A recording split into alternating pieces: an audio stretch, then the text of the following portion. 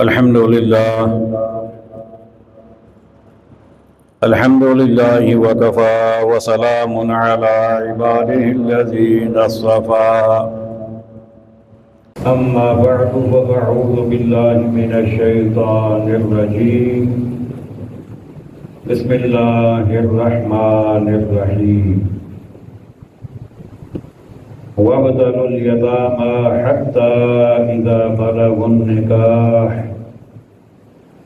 فإن آنستم منهم رشدا فادفعوا إليهم أموالهم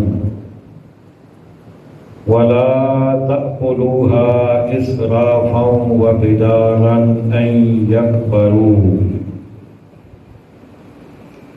ومن كان غنيا فليستعفف ومن كان فقيرا فليأكل بالمعروف فإذا دفعتم إليهم أموالهم فأشهدوا عليهم وكفى بالله حسيبا صدق الله مولانا العظيم بالکل پڑھیے الصلاۃ والسلام علیک یا سیدی یا رسول اللہ وعلی آلک واصحابک یا سیدی یا حبیب اللہ. پھر پڑھ لیجیے الصلاۃ والسلام علیک یا سیدی یا رحمۃ للعالمین وعلی آلک وَأَصْحَابِكَ يَا سَيِّدِي يَا خَاتَمَ النَّبِيِّينَ. صدق اللہ مولانا العظیم. حضرات گرامی،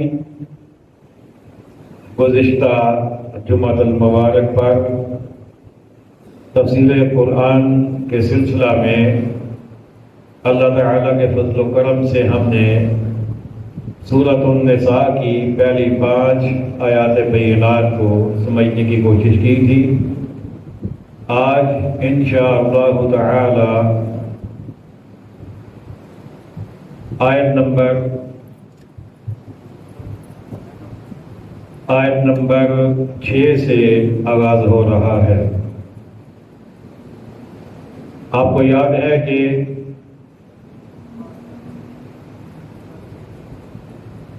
یتیموں کے حقوق بیان ہو رہے ہیں اور خالق کائنات نے اپنے محبوب کے غلاموں کو مختلف ہدایات عطا فرمائی ہیں یتیموں کے حوالہ سے. ارشاد ہے وَابْتَلُوا الْيَتَامَى، اور یتیموں کو آزماتے رہو حتیٰ اذا بلغوا النکاح،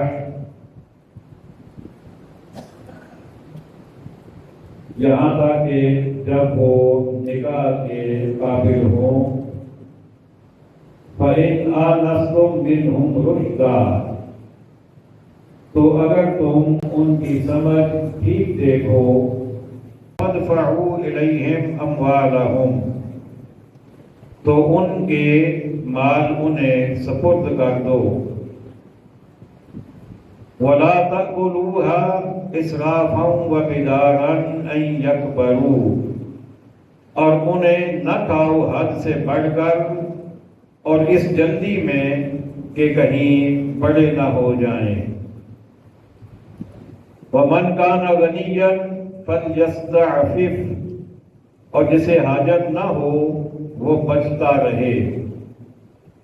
وَمَنْ كَانَ فَقِيرًا فَلْيَأْكُلْ بِالْمَعْرُوفِ، اور جو حاجت مند ہو اور وہ بقدر مناسب کھائے. فَإِذَا دَفَعْتُمْ إِلَيْهِمْ أَمْوَالَهُمْ، پھر جب تم ان کے مال انہیں سپرد کرو. فَأَشْهِدُوا عَلَيْهِمْ، تو ان پر گواہ کر لو. وَكَفَى بِاللَّهِ حَسِيبًا، اور اللہ کافی ہے حساب لینے کو.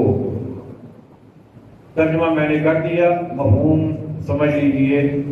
اس آیت کریمہ میں یہ بتایا گیا کہ جب کوئی بچہ یا کچھ بچے یتیم ہو جائیں اور ان کے والد کا سایہ ان کے سر سے اٹھ جائے اور ان کے والد نے ترکہ بھی چھوڑا ہو وراثت میں، چاہے وہ دکانوں کی صورت میں ہو، چاہے وہ کاروبار کی صورت میں ہو، چاہے وہ گھروں کی صورت میں ہو، تو جو ان بچوں کی سرپرستی کرے، وہ چاہے ماموں ہو یا چچا ہو یا کوئی بھی ہو، اب یہ ہدایات اسے دی جا رہی ہیں کہ وہ بچے کیونکہ نابالغ ہیں، اور یہ بھی ذہن میں رکھیے کہ شریعت میں یتیم کی اصطلاح اس کے لیے استعمال ہوتی ہے جس کا باپ دنیا سے چلا جائے اور وہ ابھی بالغ نہ ہو۔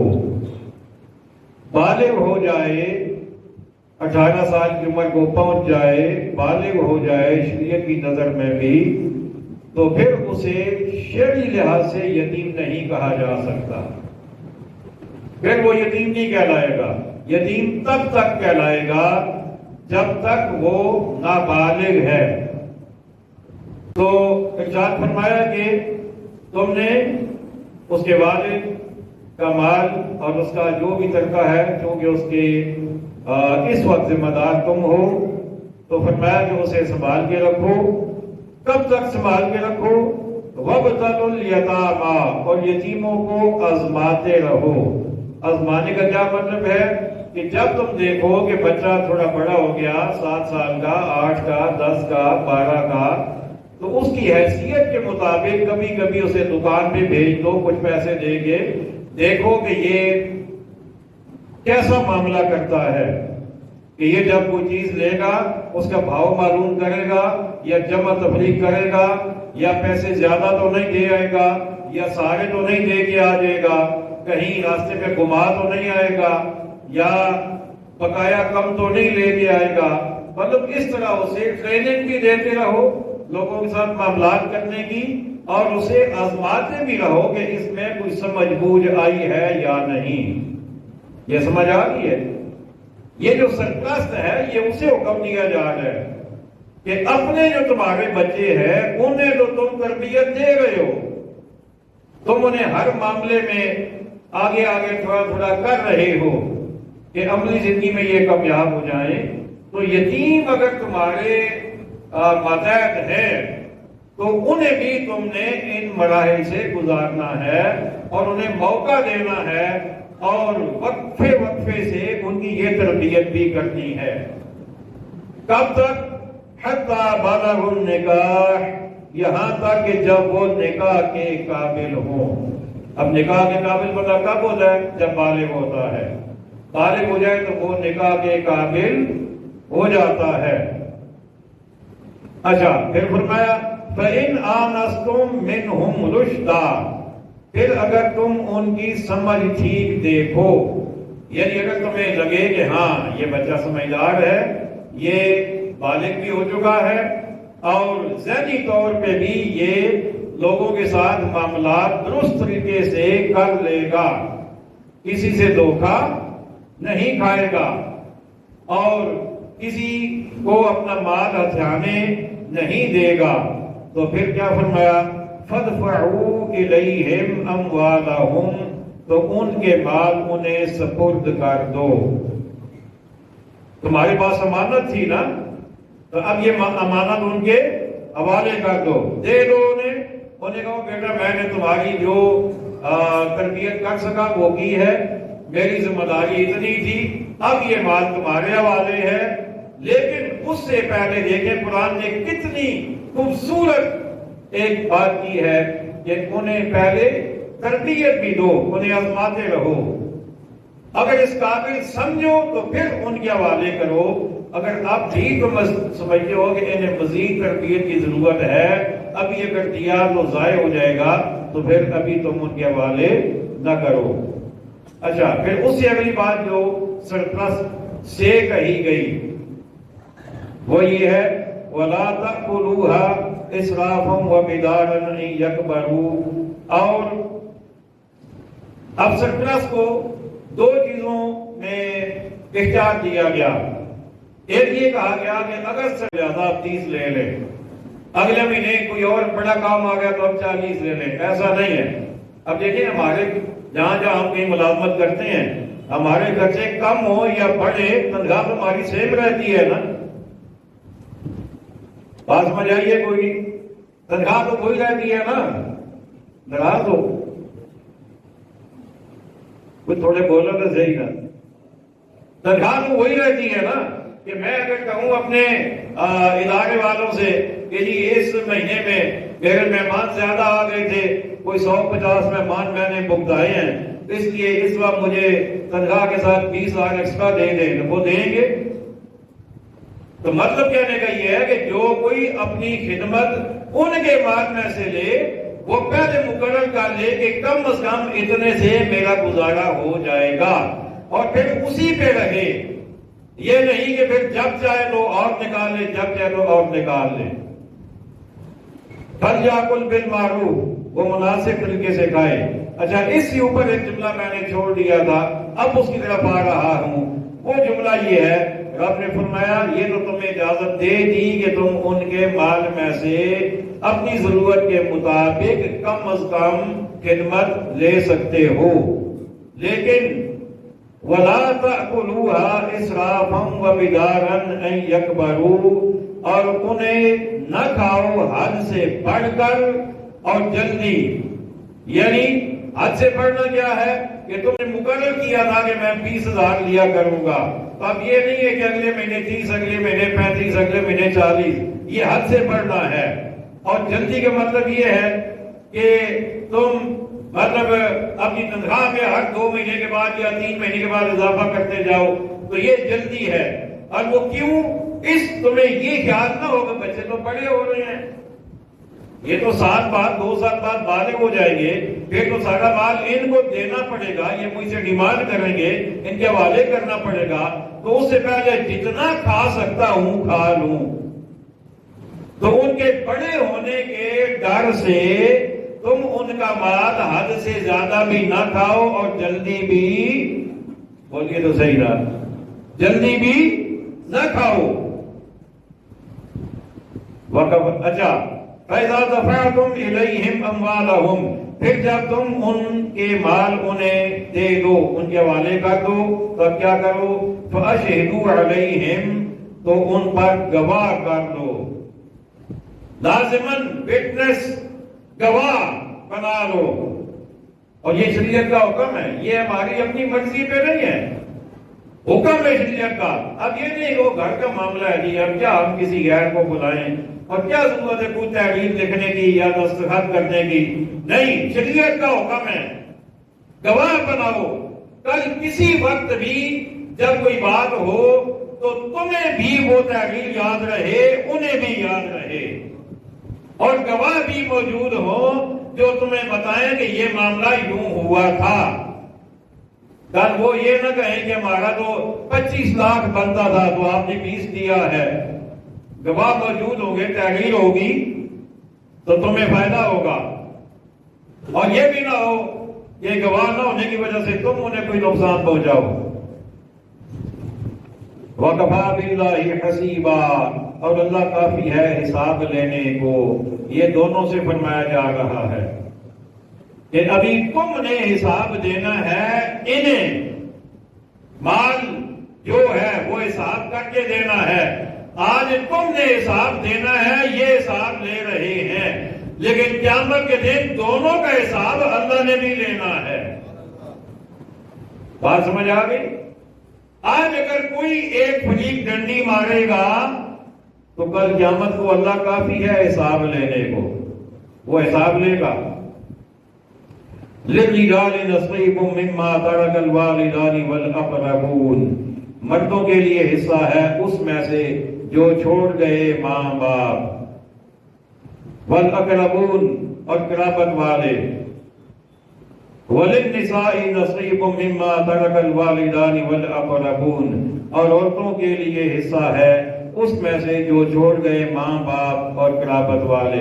اب یہاں پر مردوں اور عورتوں کا الگ الگ ذکر کیا گیا، فرمایا کہ اگر کوئی مرد ہے اس کے والدین فوت ہو جائیں یا اس کا کوئی قریبی عزیز جس کی وراثت میں یہ حصہ دار بنتا ہے، تو اگر وہ فوت ہو جائیں والدین یا وہ قریبی، فرمایا کہ مرد کو حصہ ملے گا، قرآن نے اس کا حصہ رکھا ہے۔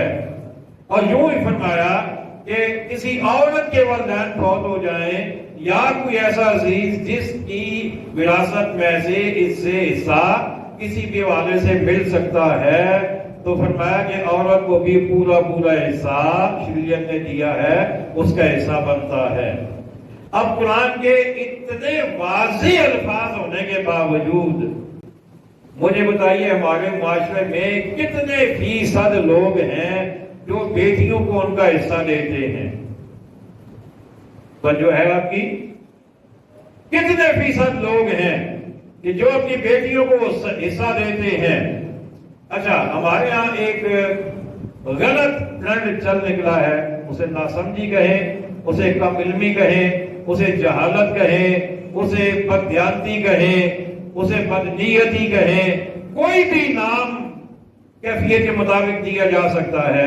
وہ یہ ہے کہ بعض لوگ یہ کرتے ہیں، انہیں پتا ہوتا ہے جب کوئی بندہ بیمار ہوتا ہے نا، یا اس کی آخری کوئی عمر کا حصہ ہوتا ہے، اب اسے یہ پتا ہوتا ہے کہ میرا بیٹا جو ہے وہ اپنی بہن کو دے گا کچھ بھی نہیں۔ سمجھ آ گئی ہے؟ اب وہ کرتے کیا ہیں، وہ اپنی زندگی میں کوئی کوٹھی کسی کے نام کر دی، بیٹی کو دے دی، یا کوئی پلاٹ بیٹی کے نام کر دیا، یا کچھ پیسہ جو ہے وہ اس کو دے دیا کہ بیٹی یہ تم رکھ لو۔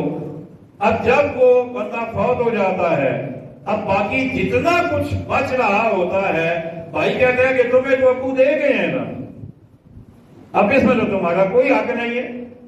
حالانکہ یہ دینے والا بھی ناسمجھ تھا اور آگے بیٹا بھی ناسمجھ ہے۔ بات سمجھ آ گئی؟ بولنے کون ادھر آ کون؟ سبحان اللہ، بیان سبحان اللہ نہیں کیا پسند کرتے ہو، لیکن مسئلے تو سمجھنے والے تھے نا۔ ہاں جی، دونوں ناسمجھ ہیں۔ جو اپنی زندگی میں کوئی دے کسی کو بھی، بیٹی کو دے، بیٹے کو دے، بھانجے کو دے، بھتیجے کو دے، وہ گفٹ ہے، وہ تحفہ ہے، وہ وراثت نہیں ہے، وہ وراثت نہیں ہے۔ میں کہتا ہوں اگر میں مثال دے رہا ہوں، ایک بندہ 1 کروڑ کا مالک ہے، اس نے اپنی زندگی میں بیٹی کو 70 لاکھ دے دیا، پیچھے کتنا رہ گیا؟ 30 لاکھ۔ اب جب وہ فوت ہو جائے گا تو وراثت یہ 30 لاکھ ہے۔ وہ جو 70 لاکھ بیٹی کو دیا ہے وہ تحفہ تھا، وہ حصہ تھا، بیٹا اس کو نہیں سامنے لا سکتا۔ یہ جو 30 لاکھ ہے نا، اس میں جہاں بیٹے کو حصہ ملے گا دگنا، وہاں ایک حصہ بیٹی کو بھی ملے گا، کیونکہ وراثت حق ہے، پہلے تو وراثت ہی نہیں۔ تو اس میں سے حصہ دینا ضروری ہے۔ بیٹیوں کو زندگی میں ضرور دیں، لیکن بیٹے کو یہ بتا کے جائیں کہ بیٹا جی اس جو میرے مرنے کے بعد جو کچھ بچے گا نا، وراثت اس میں ہے اور اس میں سے حصہ دینا ہے۔ اچھا، اس سے اگلی بات، اب بھائی بھی یہ سمجھ رہا ہے، باپ بھی یہ سمجھ رہا ہے کہ زندگی میں دے گئے بس ٹھیک ہو گیا، کافی ہو گیا۔ ہاں، یہ ضرور ایک الگ بات ہے کہ اگر باپ نے زندگی میں بیٹی کو دے دیا اور باپ فوت ہو گیا، تو اب اگر بہن چاہے تو اپنی مرضی سے بھائی سے کچھ نہ لے، اسے معاف کر دے، لیکن بھائی اتنا کمینہ نہیں ہونا چاہیے۔ میں لفظ بول رہا ہوں جان بوجھ کے، نہ سمجھی میں نہیں بول رہا، سمجھ کے بول رہا ہوں۔ بھائی اتنا کمینہ نہیں ہونا چاہیے کہ وہ درمیان میں بندے ڈال کے تو کہے کہ باجی کی آپ کو نہ معاف کری چھوڑے گا۔ وہ اتنا کمینہ نہیں ہونا چاہیے۔ بھائی دے رہا ہے خدا، تمہیں 2 سے دے رہا ہے، تم ایک دینے سے پریشان ہو رہے ہو، تمہیں ڈبل مل رہا ہے اور تم اس کا ایک حصہ دینے پہ مر رہے ہو۔ تو بھائی کو اتنا کمینہ بولیے نا نہیں ہونا چاہیے۔ چلیے ہے، بیٹیوں کا حصہ بھی، بہنوں کا حصہ بھی، اور بہن جو الحمدللہ ثم الحمدللہ اللہ کا شکر ادا کرتے ہوئے یہ بات جو میں اپنے دھڑلے سے بیان کر رہا ہوں نا، میں نے اپنی بہنوں کو پورا حصہ دیا ہے. تھوڑا تھا یا زیادہ تھا وہ تو اللہ کی طرف سے تھا نا، لیکن پورا حصہ دیا ہے. زیادہ دیا ہوگا کم نہیں ہوگا الحمدللہ. کل کو یہ نہ سوچے پتہ نہیں آپ کو دیتا نہیں یا کوئی نہیں. اچھا جی آگے چلیے. وَلِلنِّسَاءِ نَصِيبٌ مِّمَّا تَرَكَ الْوَالِدَانِ وَالْأَقْرَبُونَ، اور عورتوں کے لیے حصہ ہے اس میں سے جو چھوڑ گئے ماں باپ اور قرابت والے. مِمَّا قَلَّ مِنْهُ أَوْ كَثُرَ، ترکہ تھوڑا ہو یا بہت ہو. اب اس کا مطلب یہ کہ بھائی یہ نہ کہے کہ لبا کہہ جو تھوڑے کی بھی دھیان. سمجھ آ گئی ہے؟ رب کہہ رہا ہے تھوڑا ہو یا زیادہ ہو عورتوں کا حصہ ہے. یہ نہیں کہہ سکتے کہ لبا کہا اگر میں بڑی امید لائی سی کوئی کروڑ 2 کروڑ لبی جا سی میں ہوں پتہ لگا اب میرا نہ تو بینک کی خالی سی ٹوٹل 50 لاکھ لبا تھوڑے کی بھی دھیان نہیں. مما قل منه او کثر، تھوڑا ہے یا زیادہ ہے عورتوں کا حصہ ہے. نصیبا مفروضا، حصہ ہے اندازہ باندھا ہوا یعنی پکا فکس ہے. یہ بھی نہیں کہہ سکتے کہ میں ان کا 5 لاکھ بن گیا تو اسے کہو چل ہوں پہ خیر جائے کہ ناراضی ہوئی جانا نہ. اللہ کہہ رہا ہے بندھا ہوا ہے، فکس ہے، اس میں تمہاری مرضی نہیں چلے گی. وَإِذَا حَضَرَ الْقِسْمَةَ أُولُو الْقُرْبَى، پھر بانٹتے وقت اگر رشتہ دار والیتامی اور یتیم والمساکین اور مسکین وہ آ جائیں فَارْزُقُوهُم مِّنْهُ، تو اس میں سے انہیں بھی کچھ دو. وَقُولُوا لَهُ قَوْلًا مَّعْرُوفًا، اور ان سے اچھی بات کہو. اب یہاں پر ایک تو حصہ ہوتا ہے فکس، یعنی باپ مر گیا تو بیٹے کو ملنا ہی ملنا ہے، بیٹی کو ملنا ہی ملنا ہے، بیوی کو ملنا ہی ملنا ہے. اولاد ہوگی تو اور ملے گا، اولاد نہیں ہوگی تو اور ملے گا. اسی طرح اگر ماں باپ ہیں تو ان کو بھی اولاد ہونے کی صورت میں اور ملے گا، اولاد نہ ہونے کی صورت میں اور ملے گا. تو وہ اس سے فکس ہیں، وہ تو دینے ہی دینے ہیں. اب یہاں ان کی بات ہو رہی ہے، ان رشتہ داروں کی، ان یتیموں کی، ان مسکینوں کی کہ جن کا وراثت میں حصہ بنتا نہیں ہے. یہ بات سمجھ آ رہی ہے؟ وراثت میں حصہ بنتا نہیں ہے. یہ ان کی بات ہو رہی ہے کہ جب بٹوارا ہو رہا ہے، وراثت تقسیم ہو رہی ہے، تو ان میں سے کوئی آ جائے جسے وراثت میں تو حصہ نہیں ملا، تو رب کہتا ہے کچھ نہ کچھ انہیں بھی دو، کچھ نہ کچھ انہیں بھی دو. اب یہ کچھ نہ کچھ جو دینا ہے نا، یہ وراثت میں سے نہیں دینا.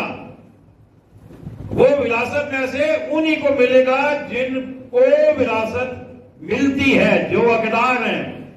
جب اپنی اپنی وراثت لے لیں، اس کے بعد اپنے اپنے حصے میں سے اللہ کی رضا کے لیے جو تھوڑا یا زیادہ جتنا جتنا دے سکتا ہے وہ انہیں بھی دو. مالک بن جانے کے بعد اپنی مرضی سے جتنا تم چاہو اتنا انہیں بھی دے دو. اب اس کی ایک مثال میں آپ دیتا ہوں. یہ مسئلہ بہت کم لوگوں کو پتا ہوگا اور اس پہ عمل بھی بہت کم ہوتا ہے. وہ بات یہ ہے کہ باپ کی زندگی میں اگر بیٹا فوت ہو جائے تو پوتوں کو دادا کی وراثت میں سے، یتیم پوتوں کو دادا کی وراثت میں سے حصہ نہیں ملتا.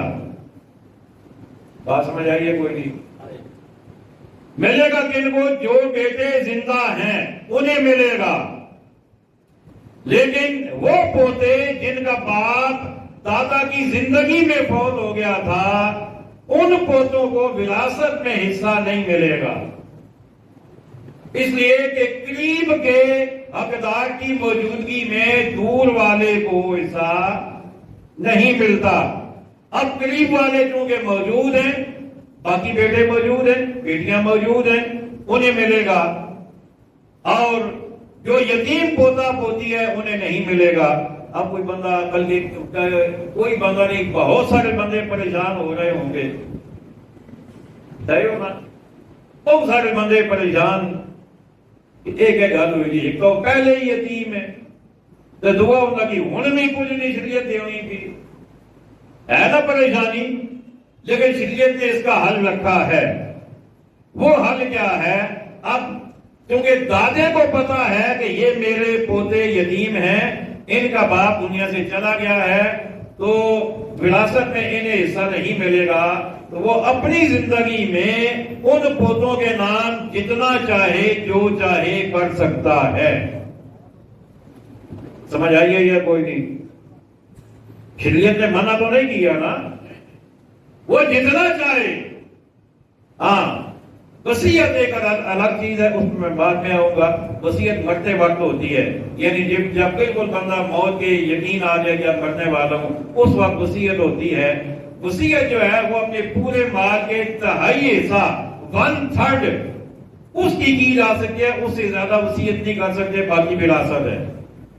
یہ اگر کسی کے پاس 100 روپیہ ہے اور اسے یقین ہو گیا کہ اب میری موت قریب آ گئی ہے، تو وہ 33 روپیز جو ہیں ان کی وصیت کر سکتا ہے کہ 33 میں سے 20 اس کو دے دیں، 10 اس کو دے دیں، 3 اس کو دے دیں، لیکن باقی جو 66 روپے ہیں ان کی وصیت وہ نہیں کر سکتا، وہ وراثت ہے۔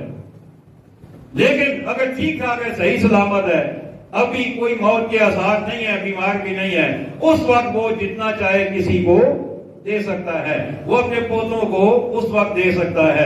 اگر بالفرض اس نے ایسا نہیں کیا، خیال نہیں آیا یا اچانک فوت ہو گیا، تو اب آگے جو اس کے تایا چچا ہیں، جو اس کی پھوپھیاں ہیں، انہیں شریعت یہ کہہ رہی ہے کہ اب تمہارے یتیم بھتیجے تمہارے پاس موجود ہیں یا یتیم بھانجے تمہارے موجود ہیں، یہ مسکین بھی ہیں، غریبی بھی ہیں، تم اپنا اپنا حصہ لے کر اس پر قبضہ کر کے پھر اس میں سے انہیں بھی کچھ دے دو۔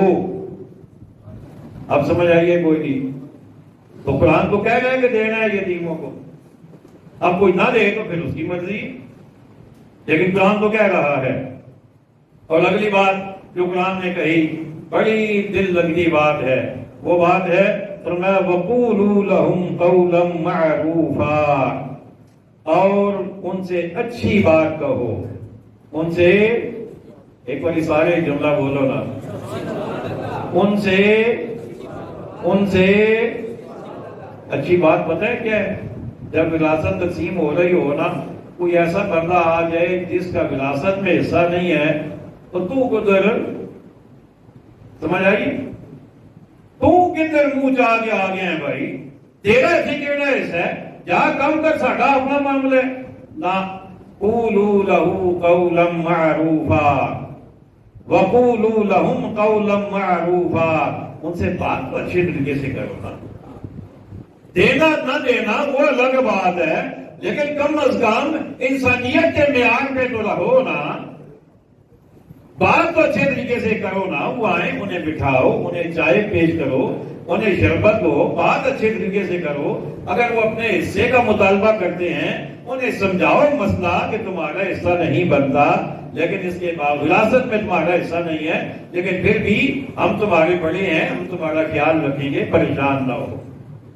یہ ہے اچھی بات۔ اور اگلی بات قرآن نے سمجھانے کے لیے بڑی خوبصورت بات کہی، ایسی مثال دی کہ میں کہوں گا کہ بے مثال دی ہے۔ آپ کو نا سبحان اللہ۔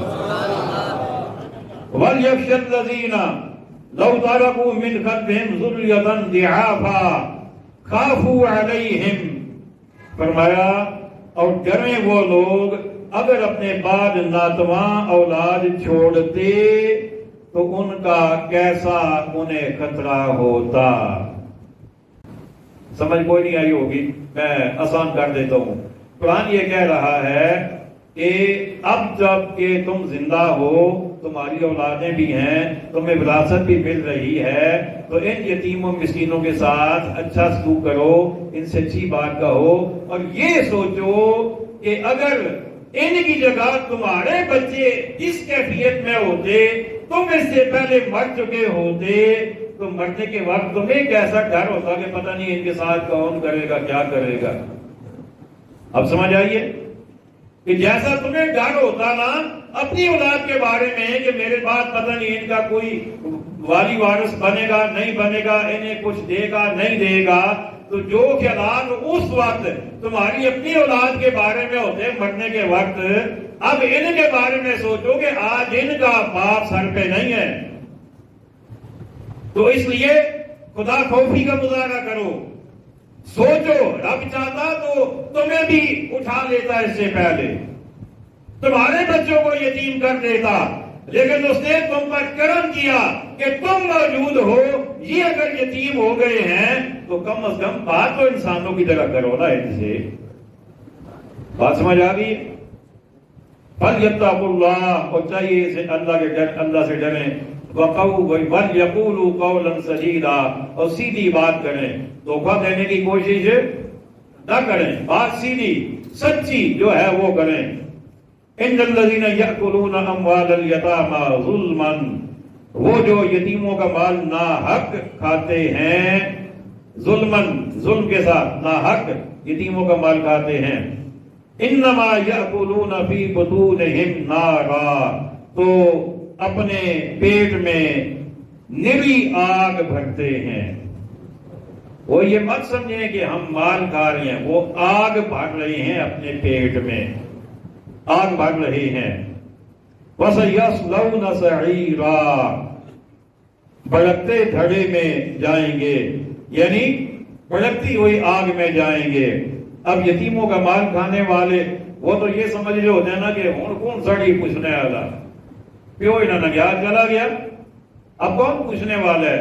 نوکر بنا کے رکھتے ہیں بھتیجوں کو، بھانجوں کو، اور اپنے بچوں کو افسر بنا کے رکھتے ہیں، ہر زیادتی کا بدلہ اپنے بچوں کی جو غلطیاں ہیں ان کا بدلہ بھی ان سے لیا جاتا ہے، اور اپنے بچوں کی غلط جو مطلب نقصانات بچے کر دیتے ہیں کسی کا، وہ بھی ان کے ذمہ لگا دیا۔ تو ایسے لوگوں سے کہا جا رہا ہے کہ تم آگ اپنے پیٹوں میں بھر رہے ہو۔ ایک حدیث مبارکہ کا مفہوم یہ ہے کہ جو لوگ کسی یتیم کا مال کھاتے ہیں، قیامت کے دن ان کے پیٹ اور ان کے منہ سے دھواں نکل رہا ہوگا، اور ان کی قبروں سے بھی دھواں اٹھ رہا ہوگا، اور دیکھنے والے سمجھ جائیں گے کہ یہ دنیا میں یتیموں کا مال کھانے والے تھے۔ اللہ کریم ہمیں عقائد صحیحہ اعمال صالحہ کی توفیق عطا فرمائے۔ وما علینا الا